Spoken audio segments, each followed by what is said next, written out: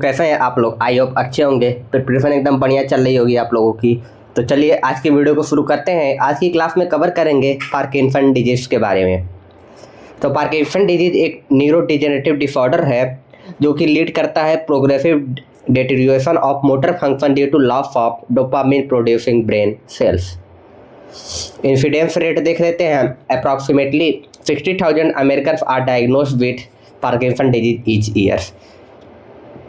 More than 10 million people worldwide are living with Parkinson disease. Incidence of Parkinson disease increase with age, but an estimated 4% of people with Parkinson disease are diagnosed before 40 years.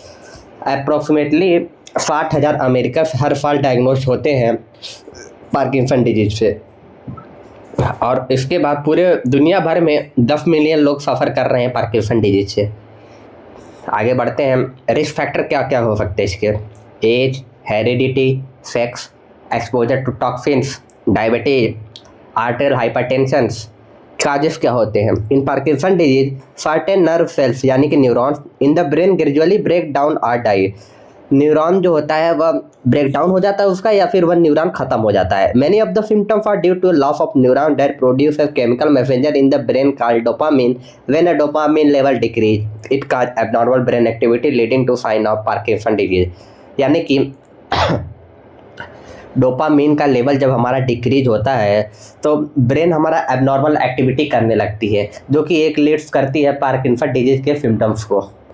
इसकी pathophysiology, सबसे पहले इसका कुछ cause पता नहीं है, unknown cause रहता है। Then deterioration of neurons in region of brain, then decrease secretions of dopamine neurotransmitter, movement disturbance जैसे आपका ट्रेमर हो गया, रिजिडिटी, एकाइनीजिया यानी कि झटके वगैरह आने लगेंगे, झुंझुनाहट, हाथ पैर सब हिलने लगेगा।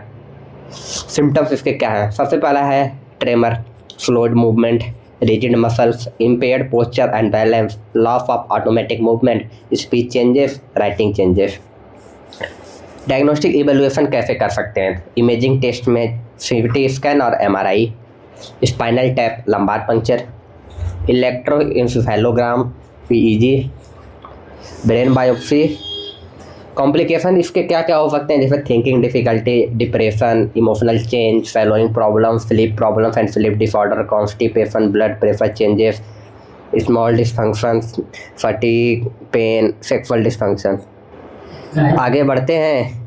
प्रिवेंशन इसका, some research have shown that caffeine which is found in coffee, tea and cola may reduce the risk of developing Parkinson disease. Green tea also may reduce the risk of developing Parkinson disease.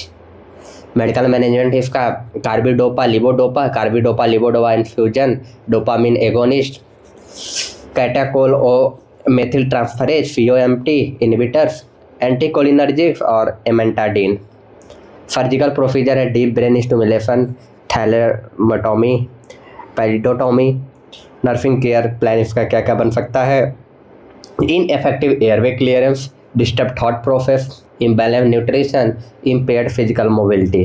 Thank you so much. I hope आपको ये class पसंद आई होगी। मिलते हैं आपसे next video में, तब तक के लिए बने रहिए इस चैनल के साथ। Thank you so much.